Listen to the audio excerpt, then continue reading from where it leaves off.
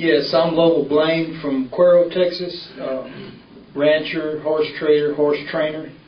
I've listened to this thing with great interest this morning, and there's so many different ideas about what's going on here that we sometimes lose focus of what we're talking about. We're talking about an ID system that's mandatory and probably unnecessary.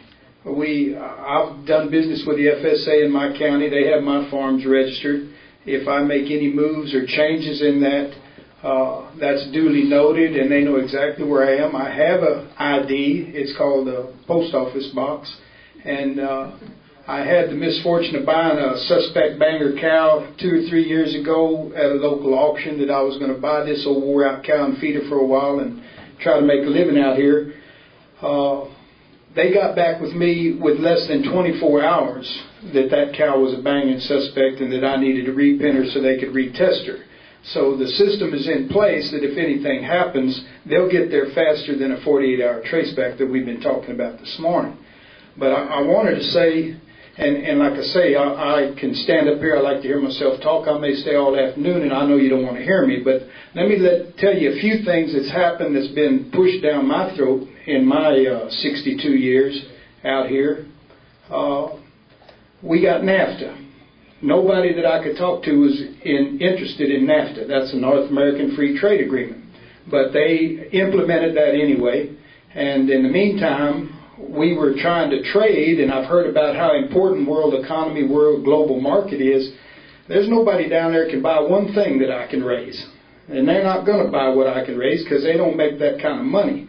What they're wanting is they're wanting to open our borders up and dump on us. Now, just recently it was reported that our imports were 21% above what they were the year of 2007, the year ended 2008. I'm talking 21% above. That equates to about 5 million fat calves. Okay? Well, you take 5 million fat calves, and if you think you can't wreck my market, well, you're just wrong. But in the meantime, the United States doesn't have a disease problem. I've been doing this since I was 12 years old. I'm 62. I've never heard of a disease outbreak. I don't have that problem. But if you open my borders and let those ticks cross, or you let TB cross, and they come over here, then I'm going to have that problem. But that's not my problem. My cattle are stocked at a decent rate, and they're taken care of by me, and we don't have that problem.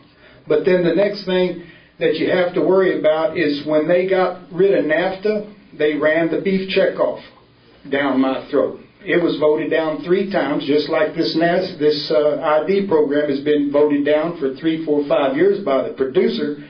But we're going to get it, so we better figure out how we're going to make it work for us, because I don't know that we can stop it, because I think if they want to do it, they're going to do it.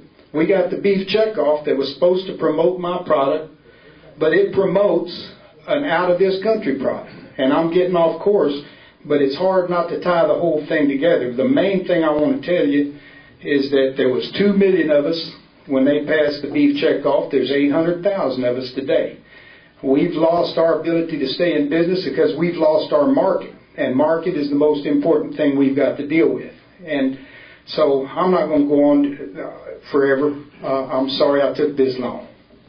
I don't agree with you that we've lost this battle against NAIS. I just want to put that energy out there. Good. I hope you're right.